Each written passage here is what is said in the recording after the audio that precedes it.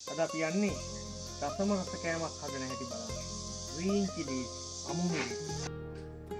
cutting green chilies, garlic සුදු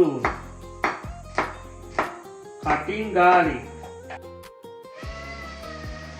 onion cutting onion, curry leaf කරපුංච ටිකකුත් අපි එකතු කරනවා. salt ලුණු එකතු කරනවා. adding salt, pepper ගම්මිරිස් පොඩ්ඩකුත් එකතු කරනවා. adding pepper. ඊට අපි mix කරගන්නවා මේ ටික. අද අපි මේ යන්නේ රසම රස ගුණදායක විදියට කොහොමද බිත්තර ඔම්ලට් එකක් හදාගන්නේ කියලා.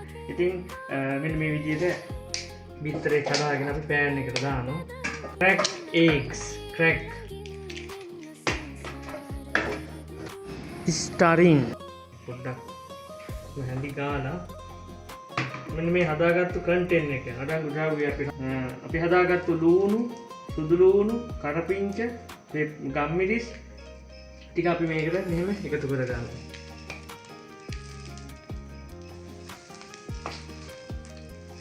ඉතින් දැන් බලන්න අපිට හරිම ගුණදායී පෝෂදායී රසම රස ඔම්ලට් එකක් හදාගත්ත මෙන්න මේ විදියට. අපි හදාගත්තු ඔම්ලට් එකත් එක්ක කෑම ටිකක් කන්න හදන්නේ. බලමු කොහොමද කියලා.